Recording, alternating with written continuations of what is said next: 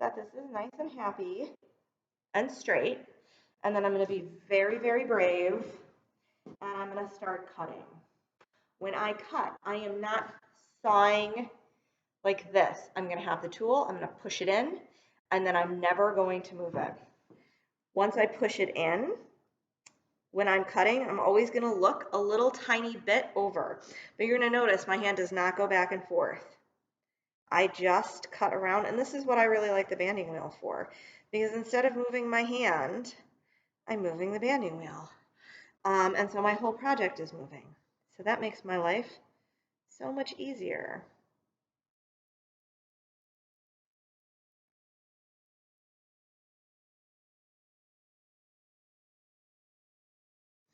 So that's one little eyeball.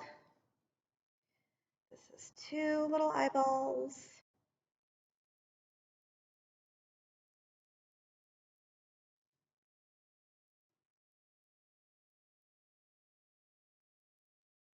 And again, you're noticing my hand really isn't moving around. I'm moving the project on the banding wheel.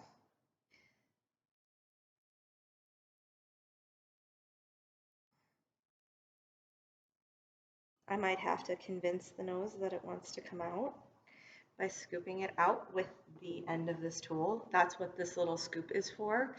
It's to convince the clay that it wants to come out. So the other thing is corners really like to chip. So the last thing I'm going to do is I'm just going to wet my finger, and with the slip, you can use regular water, and I'm just going to round over those corners. One, it makes it look a lot better.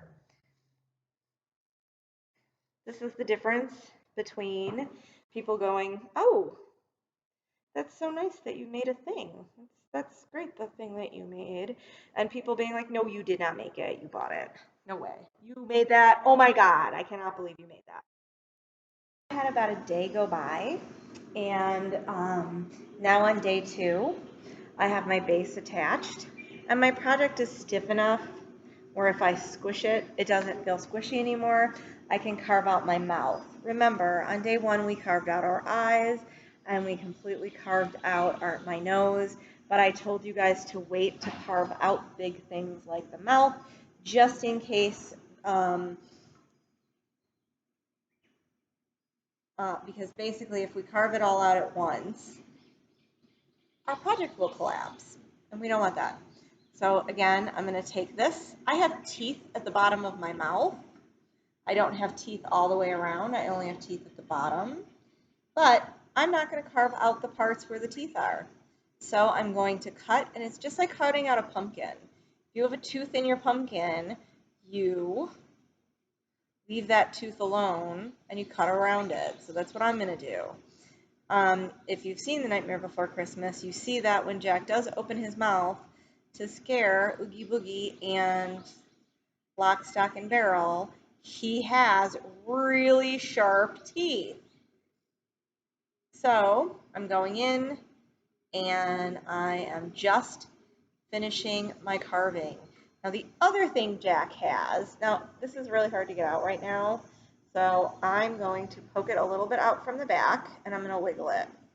If I feel like this is too wiggly, I'm going to go back in and carve this stuff out again to make sure that it's really carved out. Maybe I didn't get all of my pieces, so I have to make sure that every little thing is completely carved. What I do not want to do, this is why it's getting its own recording, is I don't want to start yanking this stuff out and then finding out that, oops. So here's Jack's mean teeth. Here's his mouth. I'm going to go through. I'm going to smooth out my edges. Remember, we do not like corners. Corners cause cracks.